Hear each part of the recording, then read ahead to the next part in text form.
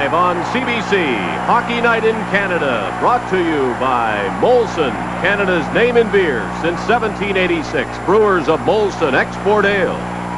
Canadian General Electric, progress for people since 1882. Canadian Tire Dealers with 320 stores to serve you across Canada.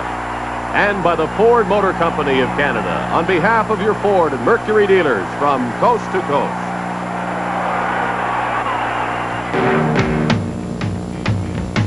Let the Stanley Cup final begin between the New York Islanders and the Philadelphia Flyers. The scene is the Philadelphia Spectrum, which has housed two previous Stanley Cup winners. Flyer fans want to refresh their memories of those triumphs in '74 and '75 with another one to begin the 1980s. The Flyers reached this final round by beating Edmonton, the New York Rangers, and the Minnesota North Stars in a 5-game semifinal. Game number 5 saw the Flyers win 7-3. The winning goal, a fourth one by defenseman Bob Daly, who has been a standout throughout these playoffs for the Flyers. The New York Islanders get their first taste of competition in the Stanley Cup Final. And they got here by defeating the Los Angeles Kings, the Boston Bruins, and the Buffalo Sabres in a 6-game series, which saw the New York Islanders win the first 3. The Sabres mounted a comeback and took 2 victories. But then in Game 6 on home ice, the Islanders, after trailing 2-0, came back to win on this goal by defenseman Bob Lorimer. It made the score 3-2, and the Islanders went on to win 5-2 and give their fans reason to celebrate. And tonight, the Philadelphia fans are the home fans for Game 1 of the final between the Islanders and the Flyers. Good evening, everyone. I'm Dave Hodge on behalf of Hockey Night in Canada and the Hughes Television Network in the United States. Welcome to Philadelphia, still the city of brotherly love.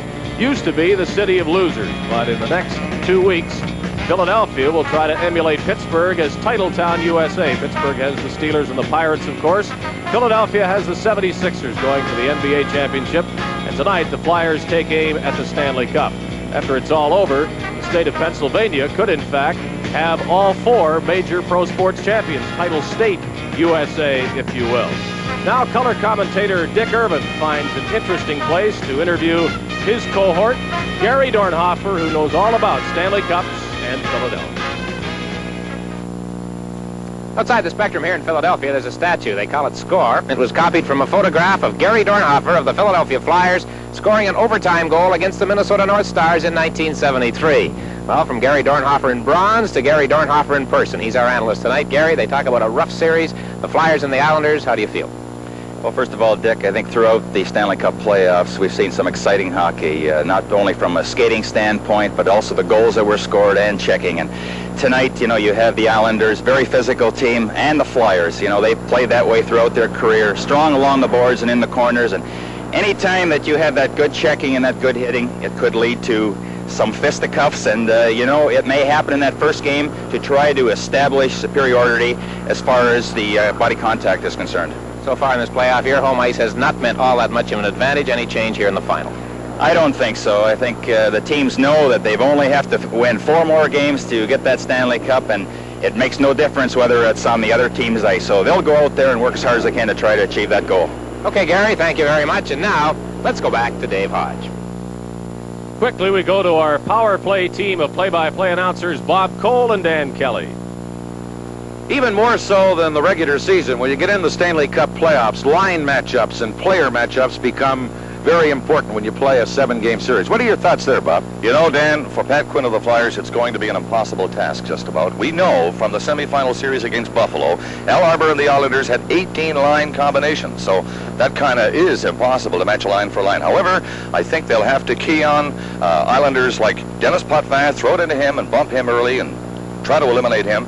And Brian Trottier is ready to break out big. They're going to watch him. And Mel Bridgman has had that assignment usually in previous series, so I would expect it will be Bridgman out head-on against Trottier. Playing the best hockey of his career, they tell me, and you're dead on. I think he'll be there. You want to get an interesting physical matchup.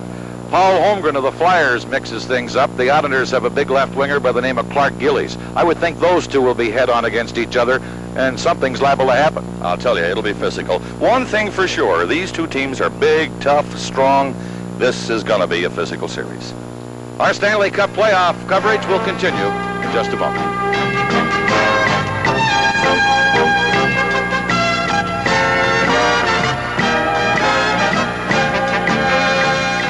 The Stanley Cup. There are reasons to think the Flyers should be favored. There are reasons to think neither team should be favored. After all, the Flyers were the regular season champions, holders of a pro sports record 35 games without a loss.